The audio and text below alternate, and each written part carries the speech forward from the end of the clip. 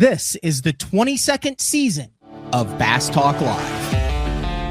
BTL is presented by Bass Cat Boats, Strike King Lures, AFTCO, Pro Guide Batteries, Spro, Gamakatsu, The Bass Tank, Beatdown Outdoors, and Sunline. BTL coming at you.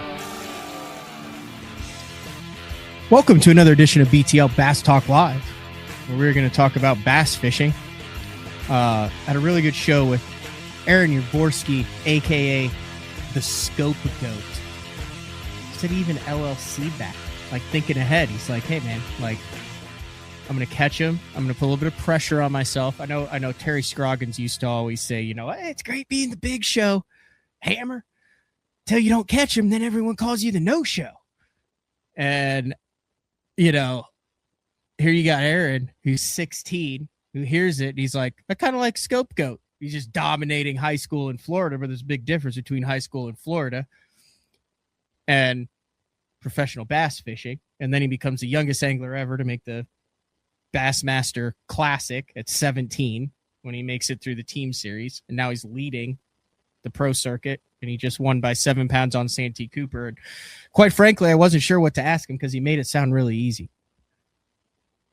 We'll bring in today's guest who also made something look really easy that is not easy at all. That's catching 22 pounds on Smith Lake in the end of February with traditional bass fishing tactics. But you're a Santee Cooper guy, Patrick Walters, are you not? I am. Santee is the home pond. I'm a stone throw away from it right now. That's what we made it back home, and the Scope Goat caught him. He caught some bass on Santee. They all did. Are you good to talk about Santee? I should have asked. We are good to talk about Santee. Yep. Did that impress you? Like, he literally was like, I was scared of one lake, so I decided to go to the other lake, and then this was the non-windy part, and then I ask AI, and then I always throw a minnow, and then I side image up these brush piles, and there was 35 pounds in each, and they were like pretty much piranhas, and I caught it in 30 minutes, and that's that. That's, I guess, sometimes how bass fishing goes. The weights didn't really surprise me. It surprised me how it actually kind of looked kind of tough. The bottom weights surprised me. Yeah. There was like a lot of people not catching limits. And when there's so much grass in the lake right now, you can go catch 30, 40 fish a day. Fishing, just for having fun. I'm not saying a lot of that had to be pressure, doesn't it? Like, it had to be pressure. Oh my God, here we are in the season. There's only 6. We've already had a day canceled. Now we've got a half day. What period? What do I do? You scramble, you go a couple hours without catching. Next thing you know, you come in with 3 or 4. That's the story of my life, Patrick. That's true. Especially when you have the shortened day. And Santee Cooper is notorious for being changed by the weather. Like, the weather, it will completely blow an area out. Mm-hmm. We fished at NPFL here, I don't know, 2024, 2 years ago, I guess it was. And Trent Palmer and Mike Corbus were my roommates, you know, and we found them across the lake, and we were busting them in practice. It was like, oh, this is where it's going to go down. And then we had that weather come in, and I said, guys, like, this ain't going to happen no more. Like, we can catch them one day, but then we're going to have to go somewhere else. They're like, nah, they'll still be there. They both zeroed 2 days in a row. They went back and did not catch a bass. Like, that's just how it is. That's Santee Cooper. That's what I said at the end of that last show. I've been going on like some tangents lately where people are just completely dismissing tournament achievements based on how they were caught. Like, guys I had a couple people who would just be like, oh, it doesn't count. Like, straight. And I'm like, listen. Still had to catch them. That's the biggest thing is I don't think there's enough emphasis put on the ability to find the winning fish. Like I said this at the end of last show. I'm curious if you agree with me. There's thousands of people that can catch fish at an elite level. There's not many people that can find fish at an elite level. I agree with that because they change every day. Like, actually, the spot that I caught the bag on at in the NPFL Championship on day 2, I fished it day 1, never caught a fish there. I fished it in practice, never caught a fish there. But you got that feel, and you're like, they're going there. So you just have to have that instinct. That's the difference is finding fish. And also just making good decisions. When we have scope and stuff like that, we're all able to find fish and catch fish, but it's finding the right fish. Yeah. I mean, and I've finding the seen ones you that are gonna be struggle willing to bite. I've seen you struggle in that lake with live scope in an Elite Series tournament. 100%. I've struggled on every single lake. Everybody's gonna struggle. I mean, it's fishing. We catch them more days than we don't catch them. Yeah. If you're an efficient angler, you're gonna run into them eventually. So it's just like that's why I try to fish fast, because it's like I'm gonna find them at some point. But a lot of times you fish right over top of them too quickly. Are you at least a little bit like what? Do you have any? I'm out of the loop. I haven't been on following the trail for a couple years there in person now, Patrick. Do you have like a nickname, like a? You call me Rick James. I mean, you call me whatever you want. I mean, no, but like, is it Patrick? Like Mercer? You don't have a nickname. No, not really. They used to call me the young Patrick Walters. They call me the coach on NPFL sometimes. Yeah, I've got the coach, but that's brought on by your wardrobe choice. But so here's the question: are you at least a little bit jealous that Aaron has the scope goat, which he coined himself, and now it's painting out? Because like I don't feel like you can get much better than that. Being 19, that's a good nickname. Winning $100,000 and be known as the scope goat. It's a great nickname. The only thing about nicknames though, you just can't give them to yourself. Yeah. They just don't work that way. But I feel like if you're under 16, you can give yourself a nickname, and then it sticks. If you're under 16, you can have an imaginary friend, and that's actually okay. Over 16, he got the nickname young enough, Patrick, to where it's okay that it was self-appointed. Okay. Here's a trivia question: longest angler on the Elite Series without an established nickname currently? Todd Faircloth.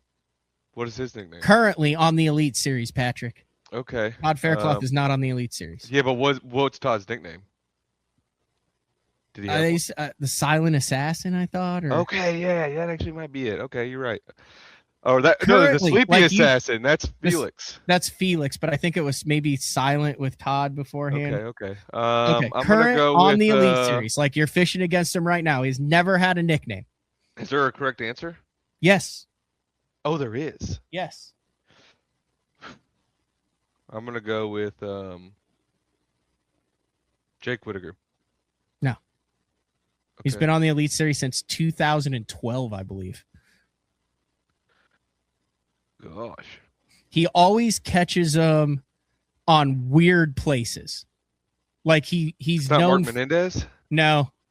He's been on the Elite Series since 2012. He always will have some off the wall spot or pattern and top 10, like a Sabine River or something, like a Ross Barnett or something, and you'll be like, he was doing what? Where? It's not Steve Kennedy or Clifford Perch. It would be like it's Brandon Card. Oh my! He doesn't have a nickname no. that I guess they say out loud. I guess no, he doesn't. What is there? So the only one that I know is he one time was. You're right. I never thought about Mercer. Kind of tried to introduce the conductor because there was a tournament where when he weighed in, both of the days that he weighed in, there was next to some railroad tracks, and it went like while he was talking, so it like you couldn't hear what he was saying, and so he tried to see if like the conductor stuck, and it did not. But think about that. That's a long time to be on the Elite Series. That's a long time. And he's caught bass. He really does catch him at the randomest times. And you're like, dang, dude, and when he catches them, like he cracks them.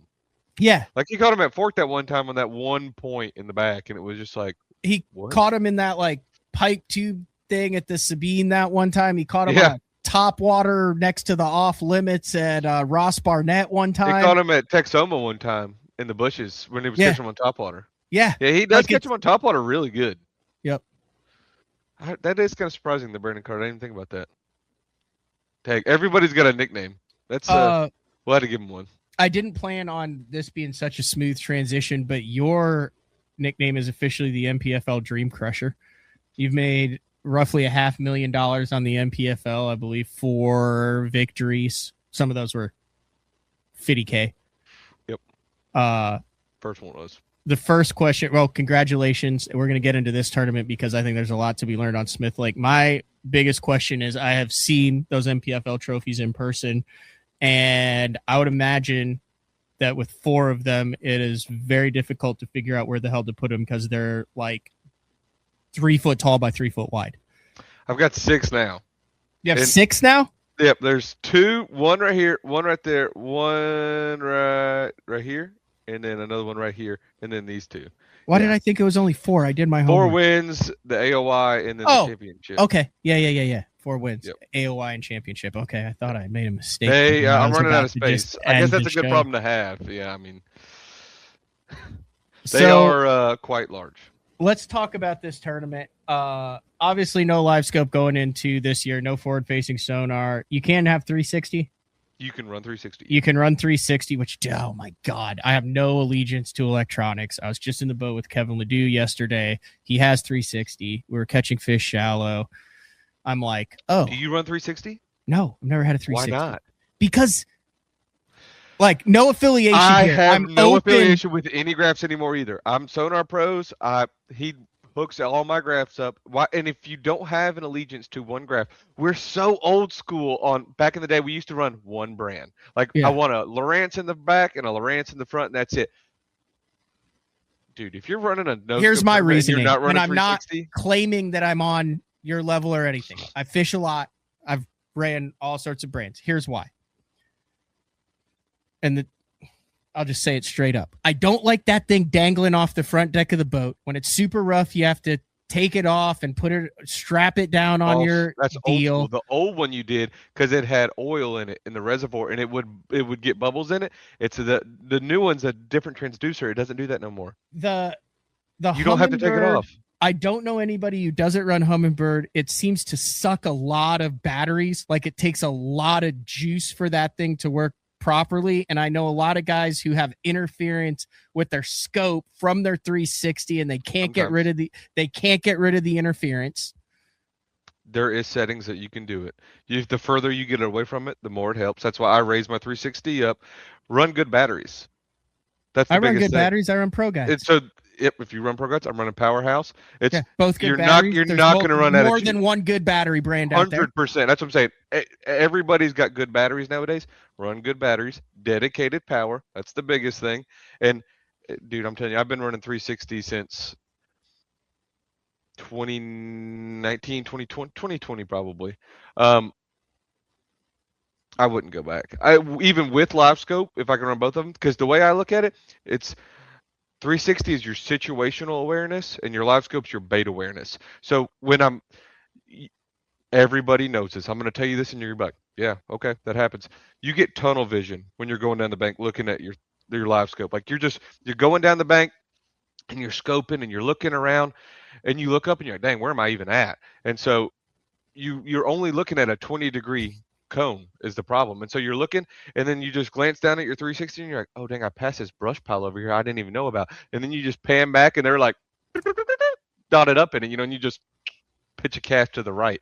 That's what it helps you with. And also, I didn't realize how much it helped me until I traveled with Hamner on the Elite Series.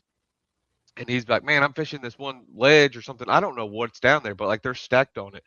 And I'd pull up and check it, and I'm like, dude, it's a pipe. It's an underwater pipe, and it's got like the wood things on it. You can see it. I can tell exactly what it is with a 360. So that's what it helps you. It's your situational awareness. What's on the bottom? What's there?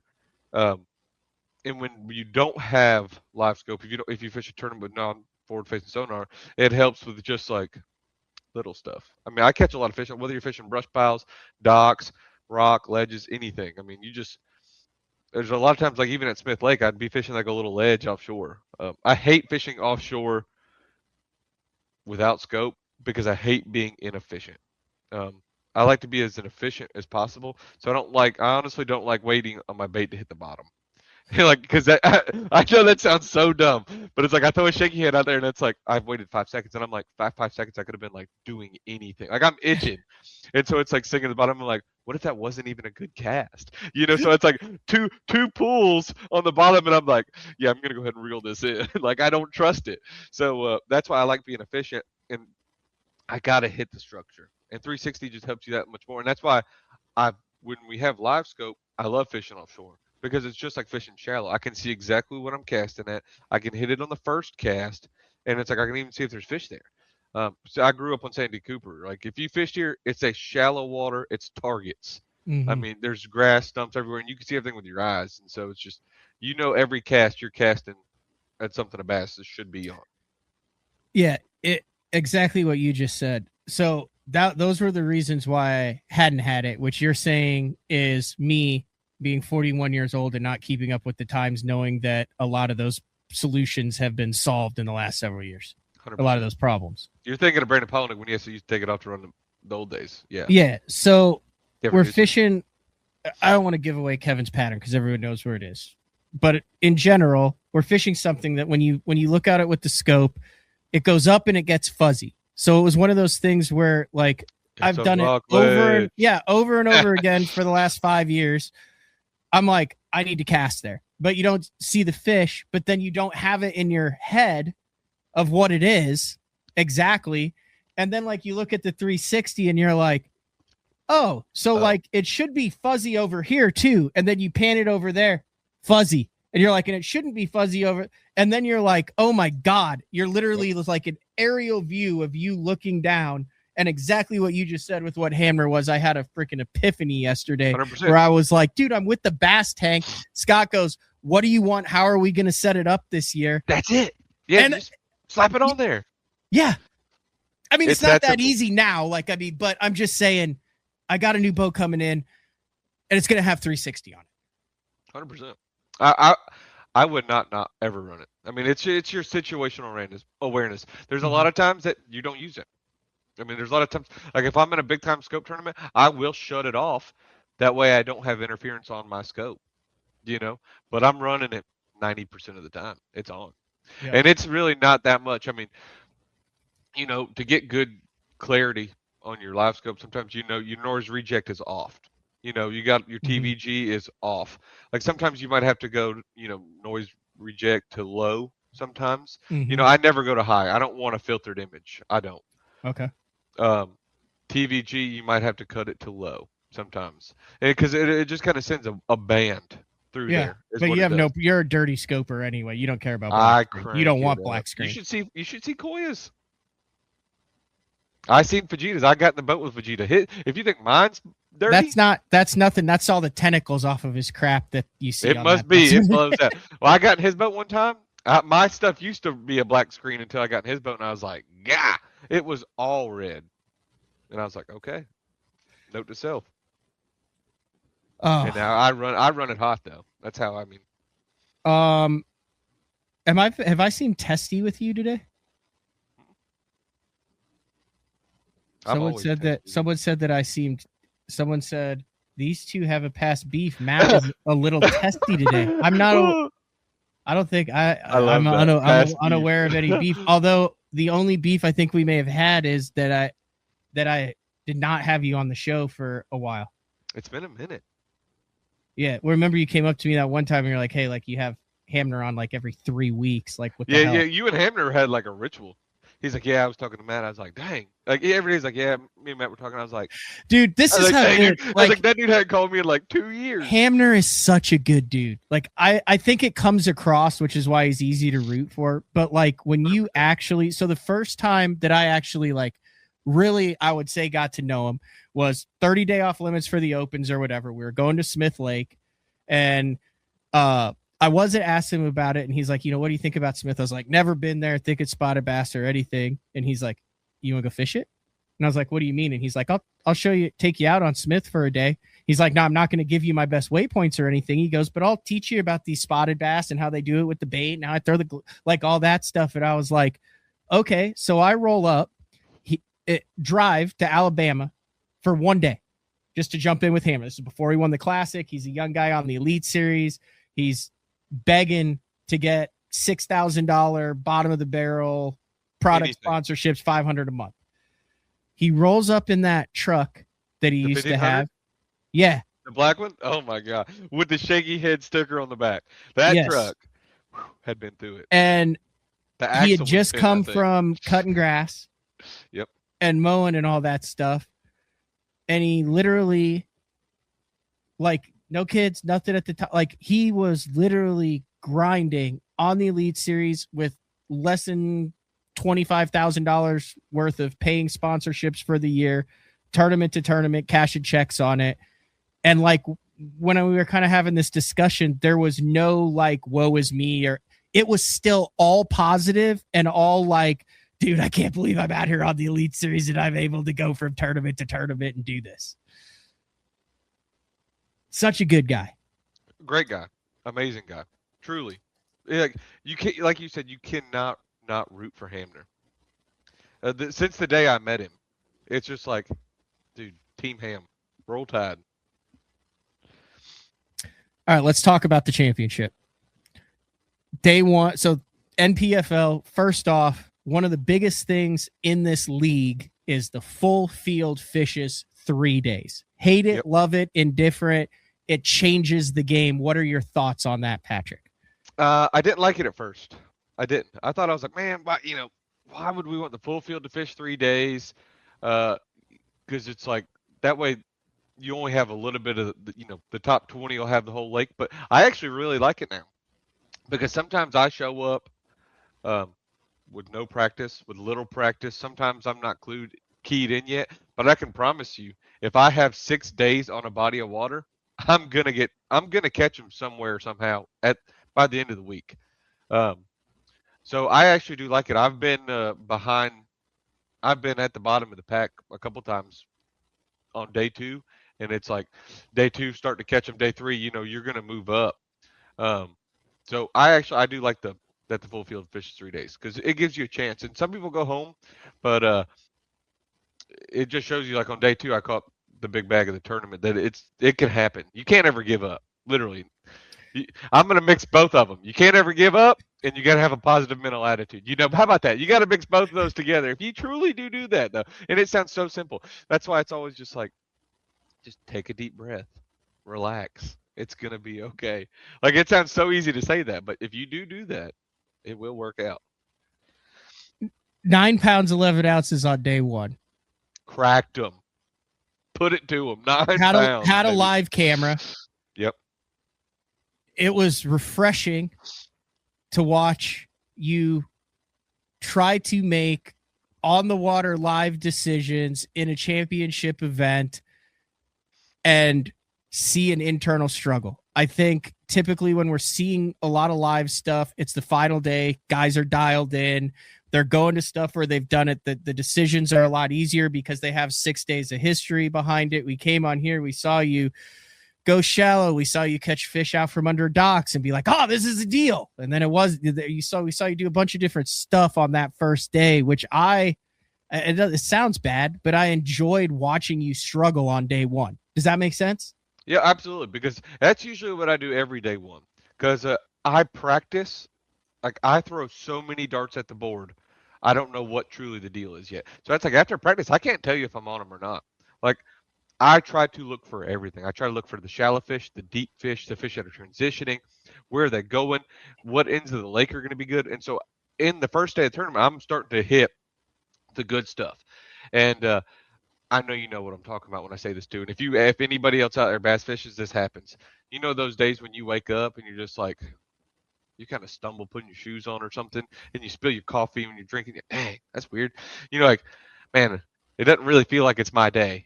Sometimes it's like some days just aren't your day. And I don't know how to break out of that routine. It was one of those days. I'm telling you. I got there.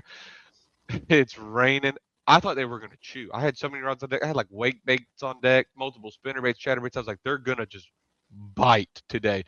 And because we had that cold front come in. Then it was raining, and I'm like, okay, they're just going to chew. They did not chew that good. I thought they were going to be like schooling, pull it to my first spot, and it's like, don't get a bite. And I was like, gosh, like you threw at anything in practice and got a bite. It didn't matter if they were like small ones, not even keeper sometimes, but it was like you could get a bite doing anything. And so then I fished, I didn't get a bite, and then I'm still on my chatterbaits, and then I had like 4 of them that I had like hit on a dock or something, and they weren't running right. So then I was cutting chatterbaits off, and then my tackle's getting wet, and then I'm like, man, my leg's wet for some reason. I look down, I forgot to zip my bibs up, like the legs wide open, and I'm like, man, it is one of those days. And then like rain's getting in my boots, and I was like, okay, we'll just keep fishing. I'm dinging dogs, just like It's like, all right, we'll just keep going in and out. And it's just sometimes it happens like that. You don't catch them every day. It's just not fluent. Um, and I felt like the big fish, every big fish I caught in practice was shallow, 5 foot and less.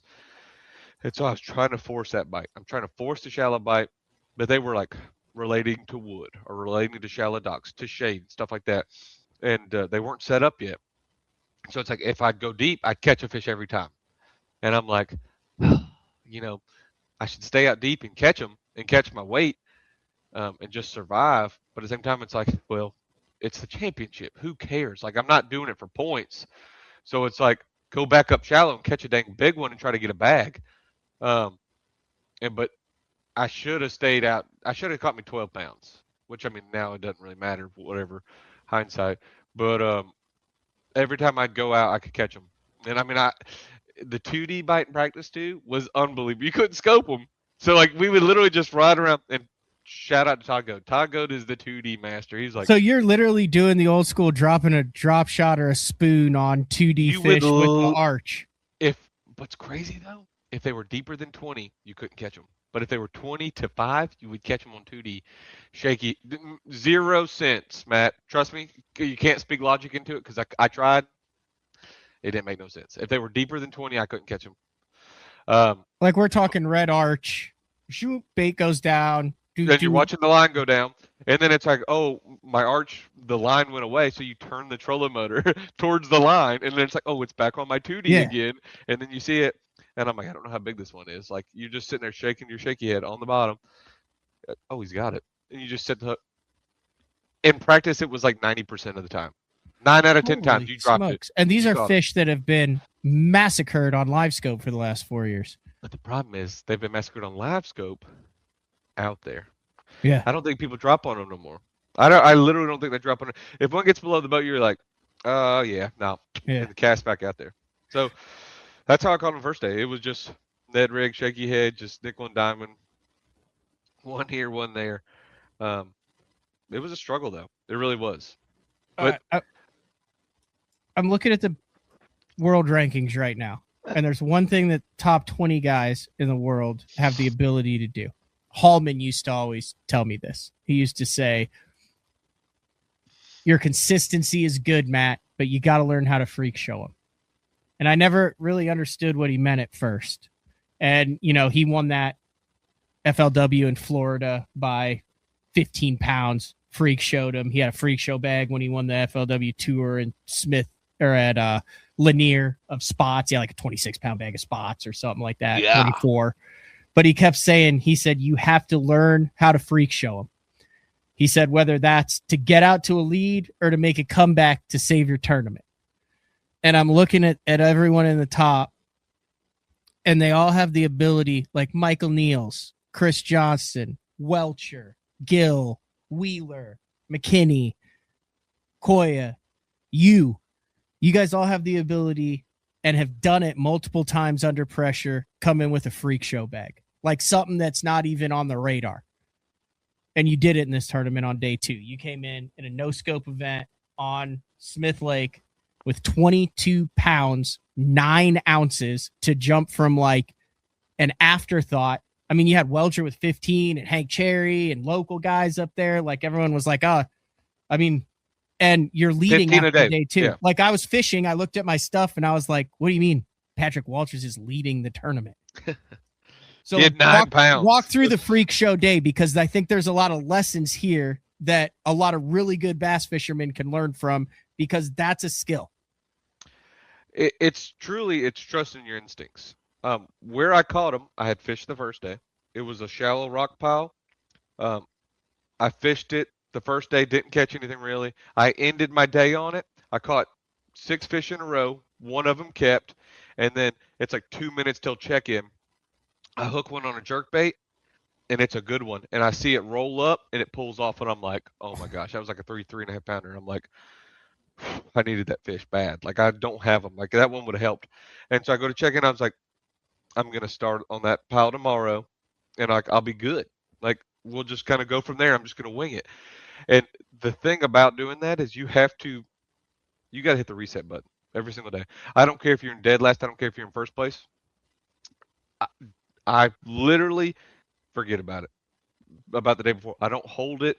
Like I can be mad about it when I do bad for that tournament. I'll be mad about it till dinner time. After dinner, it's over. New day. Tomorrow. And I don't worry about tomorrow until tomorrow comes. And that sounds crazy, but it's just like you have to do that. It's like, all right, wake up the next morning. Hey, it's a new day. We're just gonna go bass fishing. We got a game plan. I'm gonna go over here fish this spot or two. And that night we had torrential downpour from Okay. 10 p.m. till 2 a.m. Thunder, lightning, downpour. I'm like, gosh, it's probably not going to bite shallow. I don't know what they're going to do. The lake's now muddy. It's rising. We get to the boat ramp. It rose like a foot. We dumped the boats in. They're like, yeah, y'all be careful. We just had to pull some logs off the boat ramp. I'm like, oh, like there's current and everything there. And I'm like, I don't know if these bass. So it's like we have so many variables coming in on us.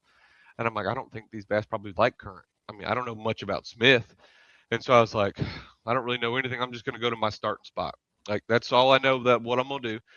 And we blast off. I go over there, make like 5, 10 casts on the bank over there. Nothing. Get to the little rock pile, and there's mud on it. Half of the rock pile is kind of like you can't see the rock pile with your eyes. It's like Yeah. 3 feet. The boat's sitting at 7. It's in 3 feet. Half of it's got a mud line on it, You're and I looking at cast. 360. Yeah, you can see it on 360, but I could see the mud line with my eyeballs. Like it's Okay. coming, and you can see it up there. First cast up there, I'm just reeling a little crankbait. Old Bandit 200. I'm talking about Oh, old school. what color? The, Not a spring craw. Don't tell me it was a it spring was the craw. orange belly brown back, traditional. Hell yeah. With the Just brown with the little black slots in it yep, and the bright orange belly. old school. Okay. Through the old Bandit 200 up there, locks it down. I'm like, cool. So it's a catfish. Like it's not even moving. Comes up wallering. It's a dang hammer largemouth. I like have a heart attack. I'm like, oh my god! Like I'm run to the back of the boat, fall down in the boat, going to the back because I don't have a camera guy today, and I'm like freaking out because I'm like, that's the biggest fish I've ever seen on this pond, and it just like comes up and just mouth open, got both hooks, and I just reach down there and just grab it. It's a 5.2, and I'm like, oh Those my are your god! big fish of the day right off the Yep. hop. No, it was they had a 5.3 that day. I missed it by an ounce. Oh, But it's the biggest fish I've ever caught there, yeah. and I was just like, "That's a tournament fish." I was like, And "Okay." and I was like, "I've already got my largemouth. big You said largemouth." that Yep. already. Yeah. And I was like, "I got my big fish." Like, we're going up from here. I was like, "Holy cow!" It's just like we struggled just like we're gonna make it happen. Stand up, throw in there, 3 pound spot, and I'm like, "You're kidding me!" And reel them in, grab them. I'm like, "Wow, this is awesome!" Like it happens this quick. Never catch another fish off that rock pile. The mud had moved in. I'm like, no way. And I'm like fishing. I stay there for 10 minutes and I'm fishing. I'm like, That color. what's going that color? Yep. Yeah. That's a Simple. 100 there, but yeah, Yep, no, that's that's 100. it. It was 200. Did you leave the triple grips on it? No, I changed them. I did change Okay. them. Continue. I I didn't actually know had how to old air, it I was actually had back to in air. the day. Yeah, back in the day, if you hooked them on that one, you had them. Back in the day when they had the triple grips that faced in like that, those were the deal. You didn't have to change them. You tie them on. No, And then Kevin threw them with that shape, and you're like, oh yeah, I ain't changing the hooks. All right. no. So that was a great first decision on day 2. It was, and I was like, wow, that worked out perfect. And then it's like they left. Like something happened, and I was like, well, you just got to trust your instincts. So I was like, well, they got to go right here. They got to push into this little pocket. Like the mud line's going to push them in there. And it was a little shallow, flat pocket. I mean, 2 feet max. And I'm like, this is going to be where they're going. And I've already fished it twice. I fished it the first day, never had a bite. Fished it in practice, like first or second day of practice, never had a bite in there. I was like, this is where they're going now. Like, trust the conditions. And it just looked like they were going. And I slid into that pocket. And when I tell you they were in there, buddy, God, every fish in the whole bay was pushed into 100-yard section Because of the mud. because of the mud. I guess it was the last little bit of clean water, and I caught him on a Pulse Fish HD 3/8 ounce green pumpkin jig, and I caught one more on the crankbait, and then I caught a bunch on the Z-Man chatterbait, the Evo, just a white one, half ounce. But every one that I basically weighed in came on the jig with a Zoom Big Salty on there. I'm talking about you can't get more old school, and I went to just pounding on it. If there was a piece of wood, it had a 3.5 pounder on it or a 4 pounder. I mean, it was Just that thing. just simple as that. But the green pumpkin one, straight green pumpkin, and just I'd slide that thing up there, and you'd pick it up. Boom. So the boat's sitting in 2 feet, and I'm casting to the bank, just like old school, just trust in your gut, just like this is where they're going. Yep, keeping it simple. Um, do you think if you'd had scope, you'd have made that decision, or does this make you to actually like I'd have instead of started just back being on like, that pile. Yes and no. It depends because it's like, well, what yeah. would you have seen down lake? What would I have caught the day before? Like I don't know if I'd have had 14 pounds down lake or I guess something. that's kind of like asking, So like, that's what I'm saying. yeah, If I would have done what I did before the day before exactly, there's so many variables that play into that. But that's just because you have scope, you can't abandon your instincts. Like I use scope a lot, but I use scope majority of the time for cover instead of fish, unless we're fishing for open fish. But that if we're at Smith Lake, you can go catch 12 to 14 pounds in wherever it's open. You just go shake a minnow and you'll catch 12, 14 pounds. but it sounds like what you found, because you went back, you had 12 on the final day, was like you were the mud had already set in and they were done. Yeah, so you were they probably weren't there the day before either. They weren't there the day before. So you were there when they moved in. They were hungry. You caught while the catching was good. Every single one of them was pale white. Pale white. Like they just got in there. Caught them for an hour and a half to 2 hours. Never caught another fish there. Holy smokes. The mud had moved. I'm telling you, when I say it was a true timing deal. Like if we would have blasted off, we would have had a fog delay. Don't catch a bass there. Don't catch one. They're gone. Yeah. But it was like I had slid in there. The water, the shad. I went up there too because I threw like a crankbait or I threw my jig up there and I hit a gizzard shad and it like scurried off the water in like a half a foot and I was like, oh my God, like they are in there. They move and chase it. They followed it. It was, and then after that 2 hours, that current had pushed all that mud into that pocket. They were gone. Oh, so you knew going into the last day that it was time to grind out a dub.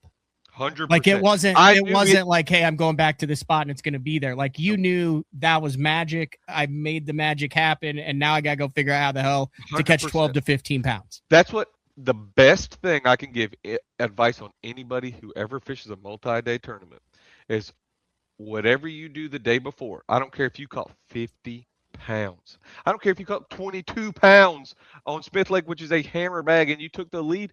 Automatically know. You can start on it. You got to try it. You got to give it a minute. But you go already know in your mind that that's not going to be the deal for the next day.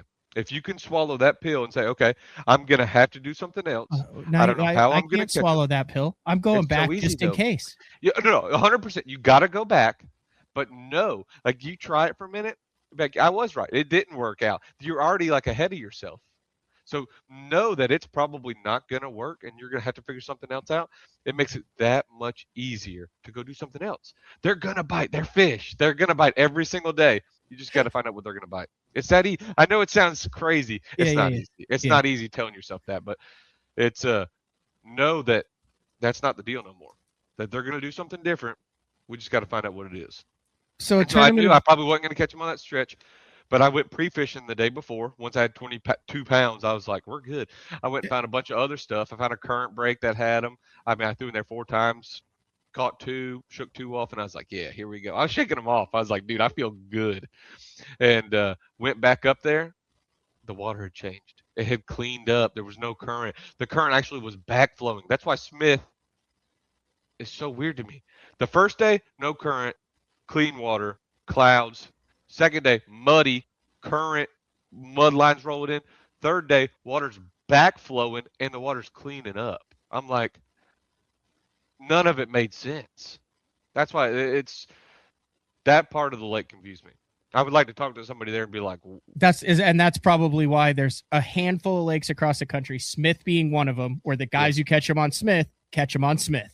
Yes, 100%. Because I'm telling you, I could feel it. That it's like if you knew what it was a condition type deal. It's like when it's back flowing or something. When we got all that rain, Like somebody who knew the right drains to go run, like the Wiggins brothers, like they go catch them in trash mats or the back of these 4 drains. Like only these 4 drains on the lake. I have no idea. Do you know how many drains are on that lake? Yeah, 1,000.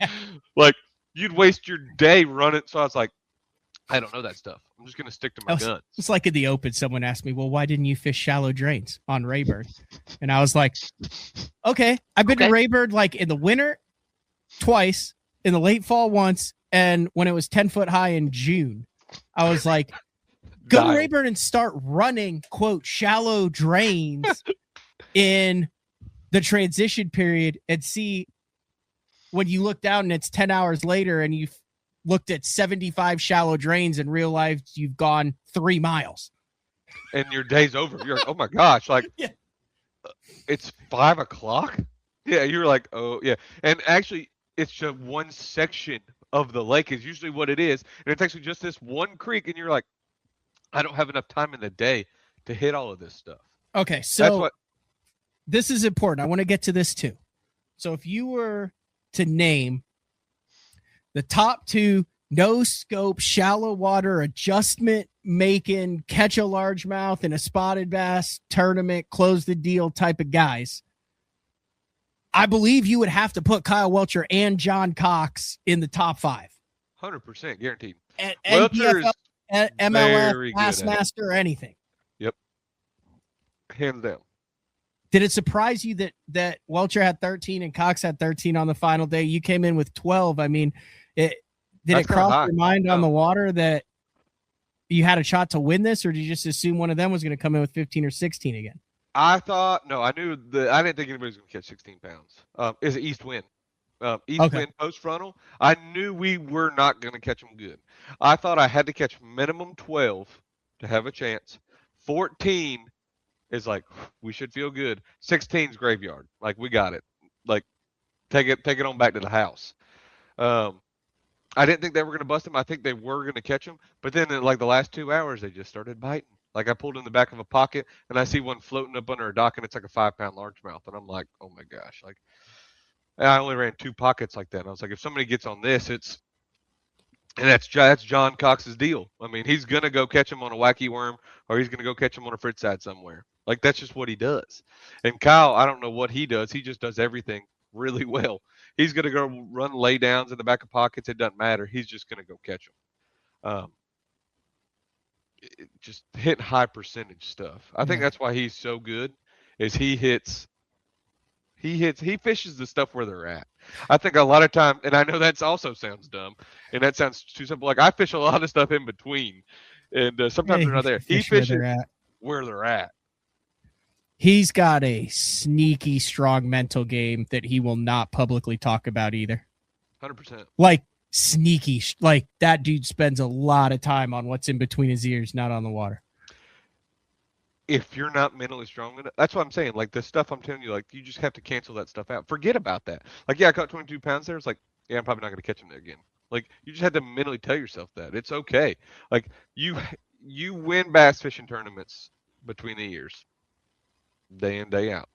You got to have that instincts too. Okay, like you just got to know they're there. Especially but listen, you're not even doing this because you're so far ahead of the game that you understand it. But like I'm listening to you talk through these scenarios that make sense to you, and you're talking about your game plan based on like the conditions and the conditions leading up when you were going into that tournament, which is what made you think of bite. You've talked about wind direction, you've talked about fronts, you've talked about current flow, you've talked about watercolor, you've talked about bait movement, you've talked about mud lines, and you put all this together in the tournament. And you're just throwing this stuff out like it is, but it's that deep understanding, A, of noticing it, and B, knowing what to do when you notice it, that builds an elite angler. And a lot of this stuff you can only learn by getting your teeth kicked in, by doing the wrong things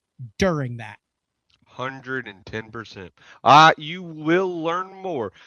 Time on the water is, I don't care how good AI and ChatGPT is. It is good. It surprisingly is good, but it can't tell you the instincts that you have to have. And the only way you gain instincts is by fishing time on the water, seeing those things happen in real time, and then making the wrong decision. When you were in school, you don't remember the correct answer that you got on that test. You remember that wrong answer. When you raised your hand and you're like, this, it's this, and she's like, no, it's not, it's this, and you're like, oh my God. You remember that answer. You remember from being wrong. And so you have to make errors. We all make them. You don't have to make them, but it's going to happen. You're going to get beat in a tournament by somebody who just catches them, and you're like, man, you got him over there. I didn't even think about that. It's just like over time, you see these situations and what happens. And fishing is nothing but variables and probability. It's gambling. That's why Kyle What's so good. It's you got to run the probability on every situation of I have a 10% chance to do this or that, and so I feel like I have a better chance of catching one here than over there. This probably gonna be a little bit better. And so once you fish enough, you'll be able to run that stuff and be like, all right, this is where I think my best chance of catching them is. So you do take. I don't want to get into this. It's strictly like an information question. It's not a morality or whatever question on the scope thing. But you do take the time on the water was so like Aaron. Aaron's like 19 years old, and Pake South Pake's 21. All these guys are the vast majority of bass fishing fans underestimating the time they have had on the water from when they were 12 to 20. Or are they just with their tools that they grew up learning able to decipher a different set, you know what I'm saying? Like a different set of circumstances to where they can get to the right answers quicker than traditional people because they're maximizing the amount of information that's available to them. Yes and yes, basically. They have tools now and technology that help them make the decisions 5 times faster than you could without scope. You can see if their bass are even there, if they're going to react to your bait. But the time on the water that the kids now have nowadays, that's why all the older people and just people in generation, they get fired up with the rookies. They're like, they're catching bass. You did it. You were South Carolina. You were out there with Geddes while 100%. Geddes was sitting in the co-angler side just eating meat snacks and cheese all day. Maybe you were out there 75 days in a row. That's the difference. See, and we all get older. We get complacent. We get tired. Like, all right, we've made it in fishing, like I got a family now. I got kids. They don't have that. We didn't have that when we were rookies. Everybody is mad at the rookies. It's because they're putting their time in. They fish every day. So you can't get mad at somebody for putting in work. That's what I like it because I did get complacent. You get lazy. You're like, I got a family now. I got to spend time with my family. All right, fishing season's over. I'm going deer hunting. Like, that's what I want to do. I need to clock out. You know what they're doing? They're not deer hunting. They ain't spending time with their old lady. They're out there fishing every day. And so competition drives success. When you have those kids out there fishing every day, that it makes them better. It does. Mm-hmm. And so when it makes them better, it's going to make us better because it makes me want to fish now. I need to get fishing more. I need to pre-fish more. You just got to fish. And you got like that time on the water, and that's what those kids have, and that's why they stay on them. They go from lake to lake to lake. We leave a tournament, and they go to the next tournament to start pre-fishing for it. And so there's no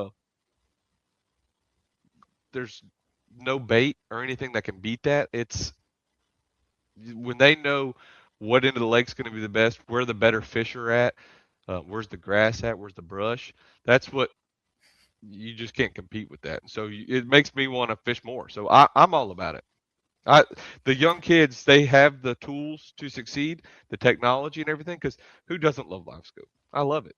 It makes me an efficient angler. It makes everybody efficient. It makes you find where the fish are at, what are they going to bite, what are they doing? And then when you mix that with time on the water, that's why they catch bass, no doubt. Is it cool that you're kind of part of that history of, I don't want to say exposing it, but of unveiling to the general public the power, the potential, the new patterns, the fish that had never been able to be targeted before? I mean, that's like, there's a lot of you and what you've done on the water in that kind of story that will be told 5, 10, 15, 20, 30, 40 years from now. I mean, they'll point back to certain tournaments. They'll say, Fork, Patrick Walters, jerk baits, that type of stuff. It was Pandora's box. And when we opened that, it's like, you can't shut it. It was just what happened and what it exposed. But also, I think back to I'm getting older. I'm getting saltier. I feel like where you're like, what happened? What if we didn't have live? Not live scope. What if we didn't have bass live? What if we didn't have Oh, yeah. like? Remember back in the day, those guys would fish tournaments. They could keep a fishing spot for 5 years. Like I every covered time it, they dude. go I was back at there, every elite for 2008 to 2017. I can't tell you before live the reason I feel like a lot of the guys were really cool with BTL and Bass Owners because we had Harold Allen with us and Wide Open. And we're at every single event, every single day. We're on the water. We're the only ones that are watching them on the water doing it. Yep. And Harold did a very good job with me of teaching me the old school ways of what to ask, not ask, what to put in and not put in. And I mean, straight up, sometimes the guy would just look at you and wink and be like, it was a worm, bud. And you would go, cool. I'll take a picture of your winning worm or your top 10 worm. And he would have to search for 5 minutes to find a bag of unopened worms. He would then say, hold on, let me rig this son of a bitch up. He would rig it up. We'd take a picture and it'd be in the top 10 baits and nobody 100%. knew the difference. You cannot do that now. Nope. So they had spots that they could go back to. And think about a secret bait. God, dude. Imagine if you're the only one with a koiki. Imagine you're the only one with anything. Like every tournament, like chatterbait, sneaky. Oh my God, Thrift. The only one with a Senko. I mean, yeah. Well, look at Brian Thrift, Brett Height. Imagine you're Todd Alton. You're the only one with a horny toad on a buzzbait. Everybody's throwing a buzzbait. Todd Alton's the only one skipping it. Imagine that. Like, imagine you're the only one skipping a buzzbait. And you get it for a couple years, 3, 4, 5 years, basically until you win a major tournament. Until somebody sees it on your deck. And then you're like, what's that? And then it takes that long to trickle out. Now, you go catch them on a secret herring bait. The next herring tournament you got, every kid's got it. So it's like, you could keep secrets.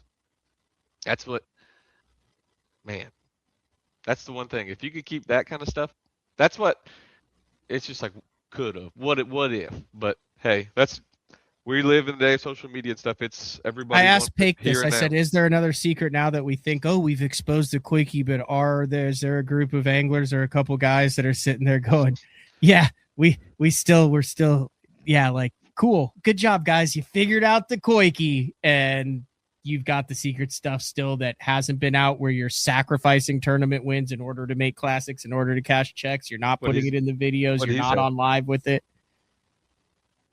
He said no. Oh, well, I'd say yes. There's always something. That's why I got 16 rods on deck and half of them are still in the box. So let me ask you this. Of the quote unquote secret baits, throw a minnow in there, throw the koiki in there, throw a magnico in there. Any of those baits that then become hot. When you first hear about those, are you the one, like, on the hot baits? I've never asked anyone this, but I'm very curious. Like, who is the one that is figuring it out and who are the ones that are early adopters? So, like, on the minnow, I know there's a Japanese element and stuff, but the Americanized version of a 5 gram on a 6-inch minnow that you cast to a fish over a brush head, you realize that the thing wobbles back and forth and the fish eats it.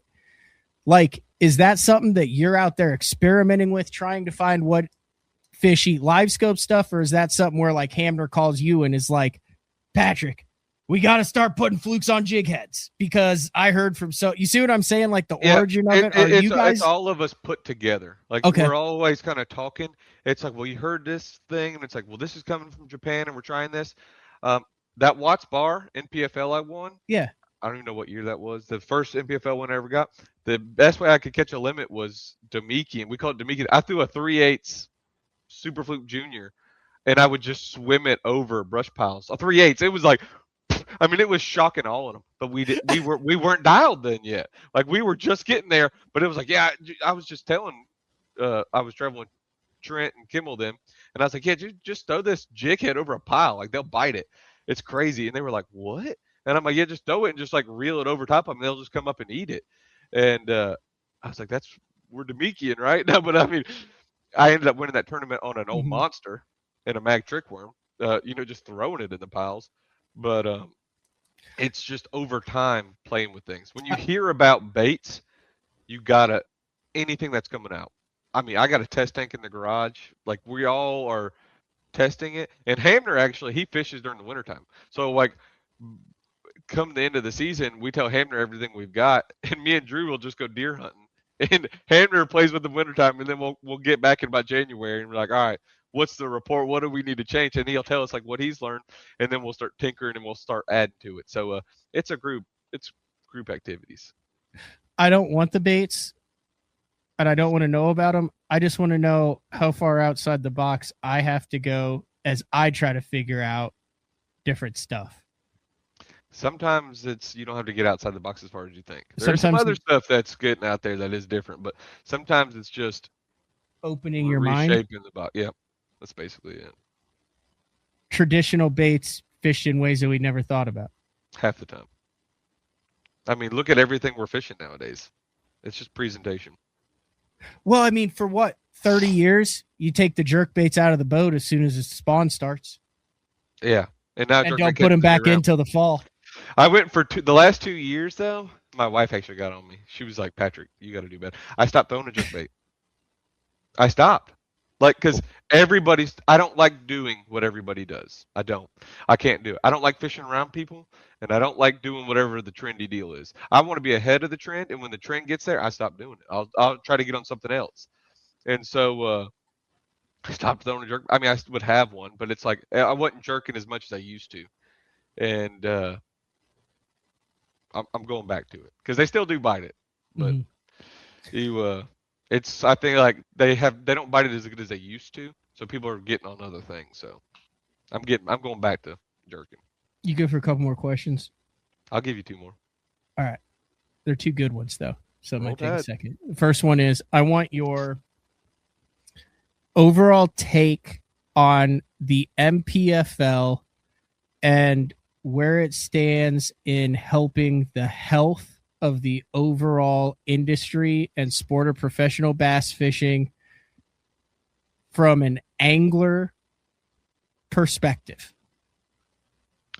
I think it's what the sports need. I mean, I think we can have a league that can have no scope. Have a league that's got, I think one league should have all scope, and I think one league could do half and half. Why not? The NPFL is there's so many people that are fishing professional nowadays. There's enough piece of the pie, and what Brad, Michelle, Mike Como, and Sean Mahol, all of them together, Paul Benson, they're doing a great job. I love the NPFL. I've had a great time there. It's a great organization, great people, and all the people fishing. I mean, you look at the field nowadays. It was slow to start, like it was just a couple random people. And then it's just they started to make their name for themselves at the NPFL. And then you have elites coming. You got people from MLF coming over now. I mean, there's a lot of big names this year. I mean, what was there, 21 Elite Series guys that fished in 2025? Yeah, I believe that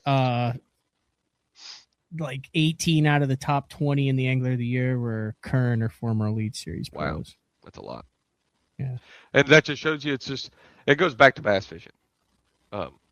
No drama. Just we're here to fish, and that's what I like. I like fishing. I make my living literally on the water, cashing checks. That's what I want to do. I want to fish as much as possible. I do not fish during the off season. I do hunt, so it's just I have to mentally check out.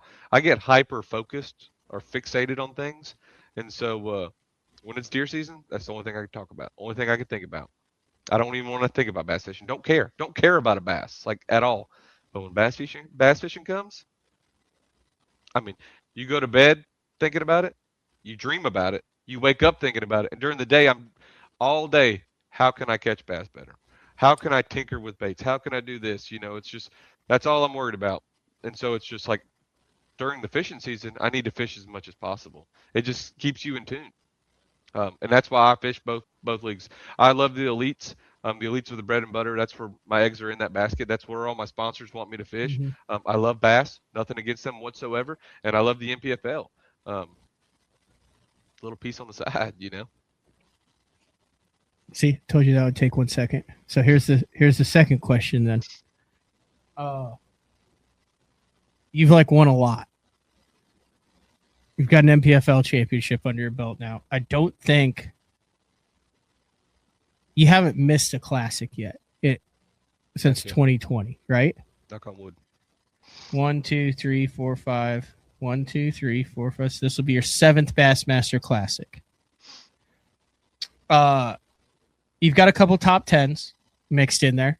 One in Texas, which was your second one, and then this. Well, actually, both of them in Texas, you've top 10. But when I should have cracked him in the first one. I was in second place after day one. I caught one bass on day 2. I needed to catch 13 pounds. What a joke! But here's my thing: for when it comes down to the final day, going out to win the Bassmaster Classic, I think you're overdue for a camera on the final day, catching a fish that could win $300,000 and immortality in the sport. Is that something that you think about? Is that something that you put a lot of emphasis on? And also, with as much history as on the Tennessee River that's coming up here in a week, like you probably leave for this like 3 or 4 days. Two days? I'm leaving on Thursday. What is that? Thursday Monday? for the Bassmaster Classic. And I've got so much to pack because I leave on Thursday for the Classic, leave straight from the Classic, go to Harris Chain for the NPFL, leave straight from Harris Chain and go to the Tom Bigby Waterway. So I got 3 in a row. I got to get over a cold that I got now somehow. That's why I sound all groggy. But is the Classic in the crosshairs? Is that something you think about that you lose sleep over? That's the one you look at every year, and every year I always stub my toe. Something always happens. That's the one I want. I want the Classic. I want the Classic, and I want AOY on the elite side. The Classic though is just it's where it's at. It's the big one. I mean, it's the Catalina wine mixer. It really is. It's the one that everybody looks at, and I'm not going to say I'm due. Nobody's due for anything, but it's the one that I'm looking at. It is. And I fished there before, and I found fish and stuff. The first year we went there, I started on the spot. I was the first one in that canal, and then Zaldane pulled up, and then Gussie pulled up. I was the first one there. That's where I started on the fish. Caught me 2. There were 2 small ones, but you know Patrick, you've seen it on live. He's going to go do this, go do a little bit of that. I'm going to test the waters, and I didn't really like it that day. I left and went and ran a bunch of other stuff. Didn't catch him. Gussie was in the lead after day 1. You know what I did? Didn't go back. I said, you can have it. I'm not that guy. Classic is different after day 1. Like some people would be like, hey, it's a reverse, it's a flip. Like the Classic, is there that was in the elite that we fished. Okay. That was beforehand. Oh. And I had right to go back and fish that hole. I was the first one. So that was in the elite before the Classic that he won out of there. Yep. So he had seen you prowling around the haunts. He knew that you weren't there just I beat him there. He pulled in on me. You were at Gussie's hole before Gussie was at Gussie's hole. Yes. And bounced. And because nobody was catching him yet. I caught 2. They were small ones. And but I had claim to it, but I didn't go back. Because after day 1, he's in the lead. I'm not that guy. Yeah. I'm not going to go in there and pull it on you like, well, hey, man, I fished here. I'm going to try to catch him. That's actually wild, though. It is. When I think about it, I'm like, it's all right. I'm going to go do something different. And it didn't work out. Yeah. And then after we went back to the Classic, I was like, yeah, I could go fish that stuff again, too. But I was like, it's probably not going to be as good, you know. I mean, Gussie won that tournament, blah, blah. It turns out it was still as good. It didn't go back. And got my butt cut again. So, but it seems like Gussie's not fishing this time. So. Yeah, but it seems like that fishery suits you. Like from what you've talked about with Smith Lake, you want to talk about making adjustments. You have everything that's on the table. You've got the scope in play. Like I feel like the Tennessee River suits you. You never can predict the one you win. Usually, it just happens. I don't think you can. I mean, you could sometimes. Like, oh, it's going to line up. But it's been pretty easy to predict a couple of your wins, Patrick. You say that, but it just has to happen. It has to happen naturally. I mean, it just flows, and then you're like, "Wow, I didn't see that coming this week." Flow state. You got to lock in. Those are my last 2 questions. Do you have any other thing you want to talk about? Nope, I'm good to go. I That was appreciate it. fantastic. I wasn't exactly sure where we were going. It was kind of like I said, I wrapped it up with the scope goat, and then I was 5 minutes late or 10 minutes late getting you on, and then we dove into it. And these always turn out to be the best shows. Like there's You a never lot know of where you're going. information. You just get to where you're supposed to be. It's like a flow state. Like you can never predict a good show, Patrick. You just hit the live and you just use the conditions, take the cues from your guest, you just mold it into a good show. 100%. This cracks me up every time you say that. So we've been on a tread. Frank Scalish says 100%, and then I found out that I started saying 100%, and now we're conscious of. If you've noticed in the feedback, you see it now. We're conscious of the phrase 100%, and we all have realized How many times have we said it? Bass fishermen say 100%, like every third paragraph. I'm gonna start saying 99% now, just to like throw it off. Because I just went crappie fishing with Zeke. And Zeke must have said, because I do CTL now, like BTL. Yeah. I wish I had a crappie hole like freaking Santia's. My God, you can go out there and just freaking manifest 4-pound crappie. But he must have said 100% 17 times on the water. And I've never heard it before. And now it's all I hear is 100%. You're listening for it.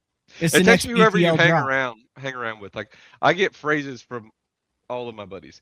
Like Trent always says, "I love that." And I say that all the time. Like he would say that every day. Like you'd say something, and he's like not listening. He's like, "I love that," and then you just start saying that. Now my wife's like, "Stop saying that," but I love that. You know, it does wear off. Are you a YouTube golf watcher? Like nope. Like perhaps you don't do the Bob Does Sports or nope. 4Player any? Okay, well, in Bob Does Sports, they always say things like it's really big for the program. Like a guy will hit a green and Bobby will be like, guys, that's just big for the program. And then it like trickled into all of the other channels. They all started saying it. They'll say like, how about that fella? How about the fella? How about that? The big guy with the putt and stuff. But then like Bob Berger, he's actually do some research on following your freaking goals and dreams and making something that didn't exist. The freaking Bob Does Sports guys with their breezy apparel and their alcoholic beverages and their golf ball, like what they're doing is nuts. So, yeah, Don. We had Don. Don said that he started watching BTL. This is how the whole thing started. None of us had noticed it. And Don goes, I crack open a cold one with every BTL and I take a drink for every time the phrase 100% gets said. He said, I have never finished a BTL without being passed out on the floor. He's like, I am toasted. 100%. He's 100% there. He 100% got it. 100%. I enjoyed the show, Patrick Walters. Thank you very much. I'll see you at the Bassmaster Classic. Congratulations on the win with the Mega Sack.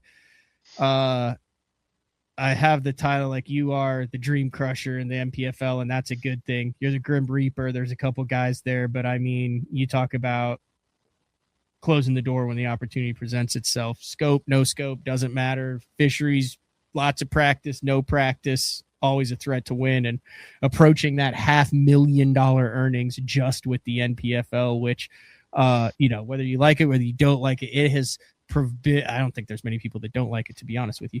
It has provided a really great outlet for both up and coming anglers who are now established anglers, for anglers who want to compete at a high level, who have no desire to be on the Elite Series, but want to mix it up, for established pros like you guys who want to fish on the Elite Series, but have a secondary income because you are professional fishermen. And it's hard to do that 9 times a year and make a living out of it. You're right.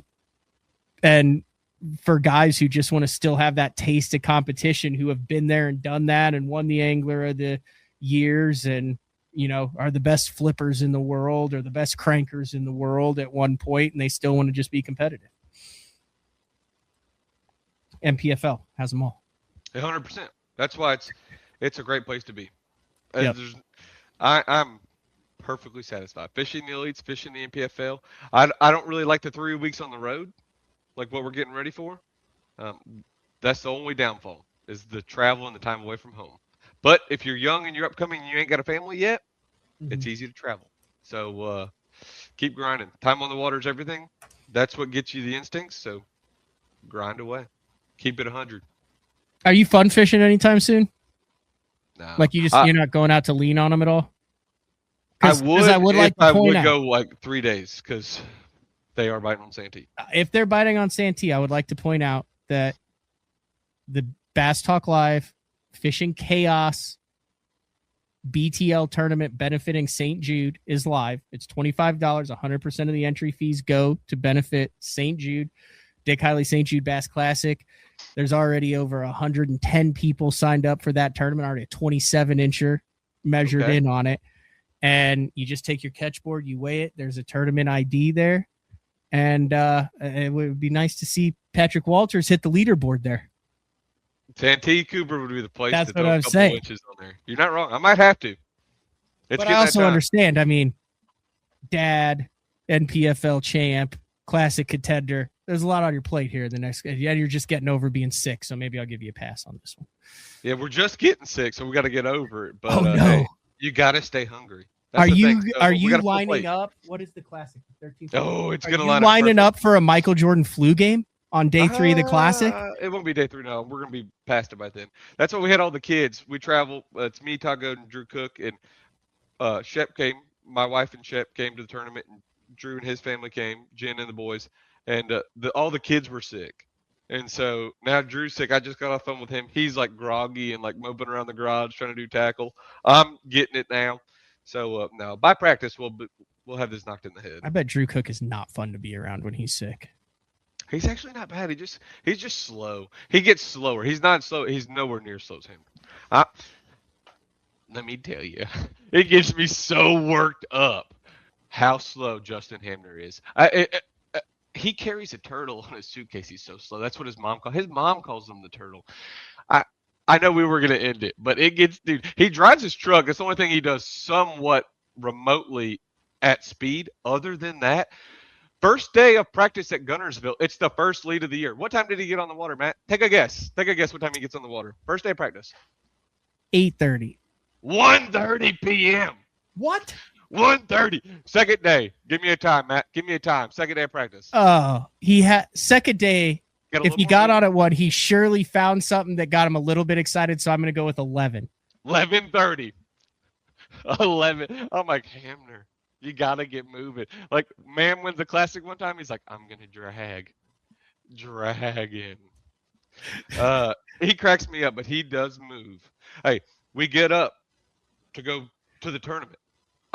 I'm getting up. I'm going to be there an hour and a half early, at least. Yeah. You dump your stuff in, make sure everything works, get the power poles down, get my rods rigged, touch everything up, retie 2 or 3 things just because it's the morning time. We all wake up at the house. Dad usually comes to tournaments. He we rides with me to the boat ramp and stuff. I got Tanner, my camera guy. He's in the truck with me. Austin is Hamner's camera guy. And we get Austin. Austin's already up. He's been moving. We go in there. We wake Hamner up. He's like, yeah, I'm good to go. It's 2.5 hours, 2 hours before blast off. We get there. We get the boat in. Hamner shows up. They're singing the national anthem. And we're like, where have you been? Like, what have you we've been like here for an hour and a half. Like, what are you doing? We call it Hamner time. Like, we think he just like, everybody leaves the house and then he like puts like a bathrobe on or something and just like walks around the house. He's a mosier. He just moseys around. Like he had a cup of coffee that he left, like he put in a normal cup of coffee and like I guess he was drinking it and then he just like set it down on the counter. And like we all come back and we're like, whose cup of coffee is this? Like I guess it was Hamner's. Like he's a mosier. He's slow. Cracks me up. Now I thought of another question. All right, this past tournament was the first time that I had taku juiced my baits, and I know you're a bait fuel guy, right? I am bait fuel. Love it. All right. I've used bait fuel too. This was the first time I soaked my minnows for a couple weeks and then powdered them. I'm like sitting there like I'm like, with the plastic bag, getting them all. I know you're a bait fuel guy. This also reminded me because I know Hamner swears by the bait fuel stick. I don't use the stick that much. No, I got the new 2.0. That stuff's the deal. It's stickier. Do you think are you a guy who it can't hurt so I'm going to do it? Or are you a guy where it has to be on it because I'm getting bites without it? Or are you a guy on it who's I use it because they pay me and I don't think it makes a difference? Those are your three options, aren't they? The first two. I'm not going to use it every time. I don't use it in practice because I don't want to show it to them for Okay. some reason. Um, in a tournament, though, if it's like I got to catch a fish and it's like I think he's in there, especially when you don't have scope, like I'm putting it on. I have 2 bottles by my trolling motor that sit up there. So I do no marinate scope, my you're more baits. likely to douse. Yes and no. If I'm going to throw a minnow in there and it's like I see him, like he's sitting on a structure, and I'm like, oh, I can take my time and present a bait to him. I'm going to put it on there because Okay. it's like why booger him up? If I'm out there and I'm just in the abyss and I'm just throwing at fish, no, I'm not putting it on there every time because it's just I'm throwing at them. But my baits are sitting in it, and I've tried the Taku powder. I've used all of it. I mean, I've used Procure, um, some Hog Tech. I've used all. I use Procure is like the brown stuff that comes in the white squeeze it's like a bottle. marinade. Yep, white squeeze Yeah, bottle. I use that. That's what comes on Travis all the jerk Manson shads has the though. smallmouth magic or Yep, whatever it is. Yeah. yep. I mean I'm why not use scent? I There's was such just thing as interested. I negative did scent it, as a and I repellent feel too. like more percentage of the fish that were following my bait committed when I had it than when I didn't. But then I also was like, could have been a placebo effect, Okay. but it doesn't hurt. If it was a placebo effect and it helped you, why not still use it? That's a valid point because then that goes back to the head games. That's what I'm saying. So it's like if you think it helps, run it. That's what it's all up here. If you think it helps, it's already helping, even if it's not doing anything. Okay, no, one more question because you're a clutch guy too, right? Yep. Will there ever be a 4-day Elite Series tournament, full field, no weather delays, nothing? So 4 days, 20 fish weighed in on a hard glide bait ever to win the tournament? Ever in history? Is that possible? Will that happen? It is possible. The only thing is, it's going to be like 19 of them get weighed in on it. That's the problem. Like there I don't will care be. about that. I want all 20. I want know. one That's where a the thing. guy goes up and you say, here's the swim bait I can that see it. I caught all of them on. The swim baits, dude, Josh. I don't know how he's as good as he is at making baits. I mean, they're literally as good as swim baits are getting nowadays. There's going to be a tournament lines up where they're like, dude, they're just chewing on gizzard's head. Like that's what they're doing. And he's got the micro boss now too. I don't know if you've seen that sucker. Yeah. Dude, it's nasty.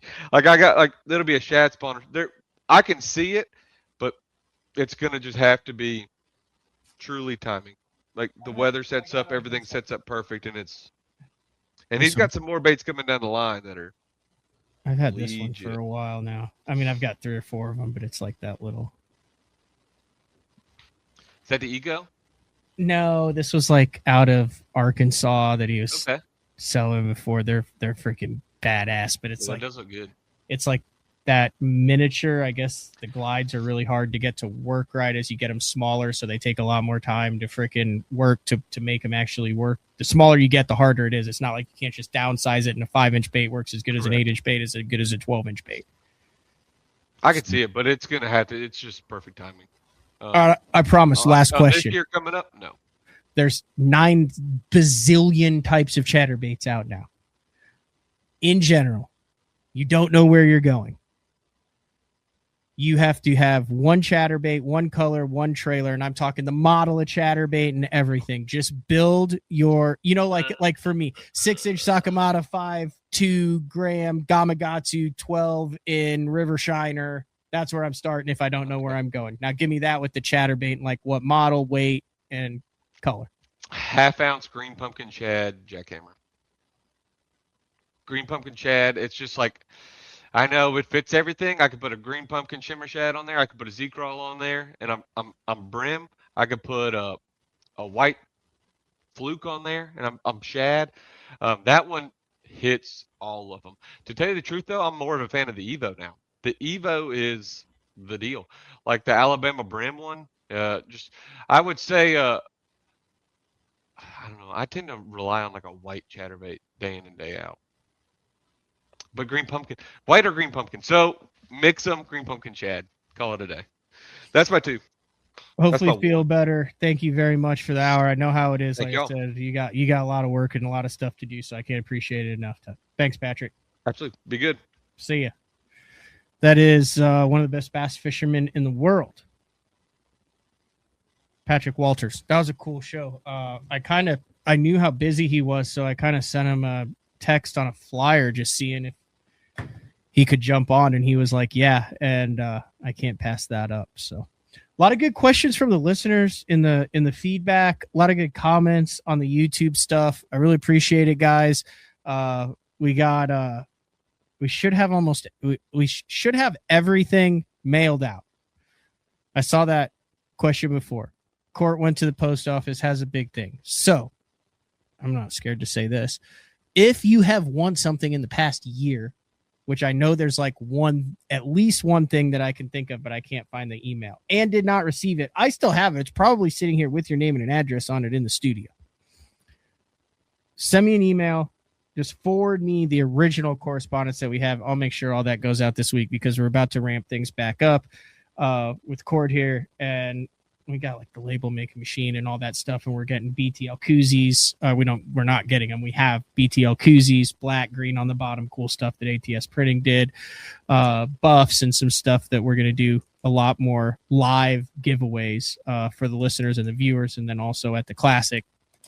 But now that we're caught up, shoot me an email, matt@basson.com forward that correspondence or screenshot of that correspondence. We'll make sure everybody gets taken care of. All right, that's 3+ hours of live shows for 2. Currently, I do not have anyone booked for tomorrow. So it might be a 2-for-1 today, and then people who tune in tomorrow, if you caught all 3 hours of this, or I may come up. I'm working on a couple different things. If some of them come through, then we'll have a show tomorrow, and then this will also be a bonus BTL. Lots of bonus BTLs, but that's all we got for today. Aaron Yavarski's Scope Goat kicked things off this morning, and Patrick Walters, who's potentially on his way to just becoming the GOAT. He's won a lot. Like, we're talking millions of dollars and lots of wins. I mean, he already has 4 NPFL wins. I mean, the AOI, the championship win.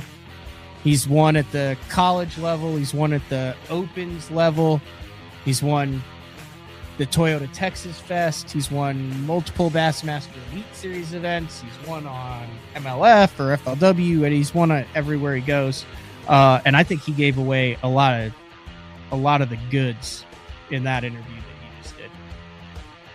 I'm encouraging you. I'm not encouraging. I'm asking everybody, if you're listening, if you're planning on going fishing, if you're not planning on going fishing, we'll drop the St. Jude BTL support St. Jude shirt.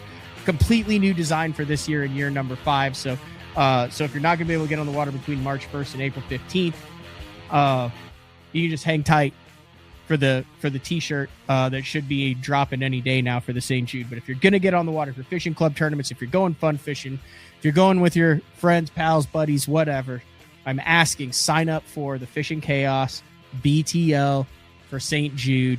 Compete against other people. Like, here it is. I see. Well, I know Fishing with the Bobber. I know he's in it here, but like if Mike was in it and then like Jeff was in it too, then you could like go on and then like Jeff could be like, oh, I'm ahead of Mike.